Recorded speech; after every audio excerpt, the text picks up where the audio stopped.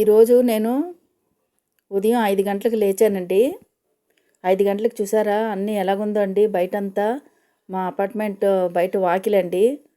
మా ఇది గుమ్మం ముందు అన్నీ శుభ్రం చేసుకుంటున్నానండి. అన్నీ చేసుకొని చిన్న ముగ్గు అయితే పెట్టుకుంటామండి అలాగా. ప్రతి ఒక్కరు వాళ్ళ గుమ్మాల మీద అలాగే పెట్టుకుంటారండి. చిన్న ముగ్గు అంటే వేసుకున్నాను. ఆ తర్వాత క్లీనింగ్ చేసుకున్నానండి. సోఫా దులపడం, కవర్ వేసుకోవడం అన్నీ చేసుకున్నాను. చాలా చలిగా ఉందండి. విశాఖపట్నంలోని చలి ఉండదు అనుకుంటాం. సముద్రం ఇది కదా మనకు చలి ఉండదు అనుకుంటాం కానండి చాలా చలి అండి. విపరీతమైన చలి ఈ సంవత్సరం. మనం కనకమహాలక్ష్మి దీనికి వెళ్ళేటప్పుడు కూడా అంతేనండి, చాలా చలి అండి. అసలు ఇంట్లోనే ఉండలేము. అపార్ట్మెంట్లోనంటే చాలా కూలింగ్గా ఉందండి. మాకు ఎండ ఒకటి రాదు. అన్నీ ఇల్లు వాకిలి అన్నీ తుడుచుకొని ఇంకా సామాన్లు అన్నీ కడుక్కొని అన్నీ శుభ్రం చేసుకోవడం. ఉదయం లేచిన వెంటనే ప్రతి ఆడవాళ్ళకి ఈ పనే కదండి. కాయగూరలు తరుక్కోవడం, అవన్నీ శుభ్రం చేసుకోవడం ఇవన్నీ. ఈరోజు అయితే నేను దొండకాయలు చేస్తున్నానండి. తర్వాత గోధుమ పిండి చూసారండి. దోశలంటే నేను అర్జెంటుగా మనకి టిఫిన్ కావాలంటే అప్పటికప్పుడు మనం బియ్యం నానబెట్టి మినపప్పు అన్నీ నానబెట్టుకొని వేసి దోశలు చేసుకుంటాం కదండి.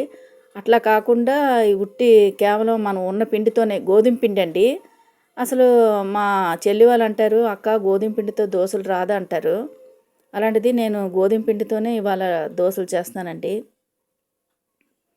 పెన్నం కూడా కాగింది, పొగలొస్తుంది.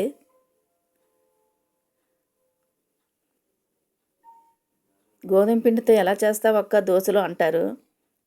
అంటే ముద్ద ముద్దగా వచ్చేస్తుంది కదండి. అలా కాకుండా బాగా వస్తుందండి గోధుమ పిండితో. మనం ఏ విధంగా కావాలంటే ఆ విధంగా దోశలు చేసుకోవచ్చు. స్వీట్ దోశలు చేసుకోవచ్చు, అన్నీ చేసుకోవచ్చండి. నేను అందులో ఏది కలపలేదండి, ఉట్టి గోధుమ పిండే. గోధుమ పిండి, ఉల్లిపాయలు ఇవన్నీ వేసి చేస్తున్నానండి.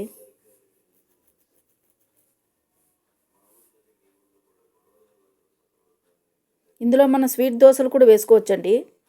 ఉల్లిపాయలు వేసుకుంటున్నాను, జీలకర్ర కొంచెం, పచ్చిమిర్చి అండి. ఇంకా మన చట్నీ ఏం అక్కర్లేదండి, అంత బాగుంటుంది. మధ్య మధ్యలో పచ్చిమిరపకాయలు ఉన్నాయి కదండి, ఆ కారం తగులుతూ ఉంటుంది. జీలకర్ర ఉంది, ఉల్లిపాయలు ఇవన్నీ బాగుంటుంది అని కొంచెం చిటికెడు సోడా మటుకు మనం కలుపుకోవాలండి పిండిలో, అంతే. ఇంకా ఏమీ అక్కర్లేదండి. అంత చక్కగా మామూలు దోశల్లాగా పర్ఫెక్ట్గా వచ్చేస్తుందండి.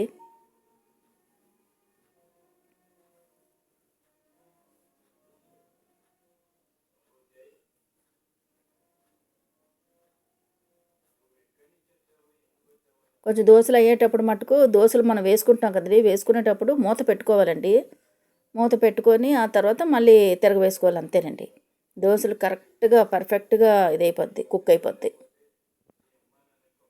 చూసారండి ఎంత బాగా వచ్చిందో. ఇప్పుడు మా విజయాకి ఇస్తున్నానండి. విజ్జీను మా పాప హరిత తింటారండి.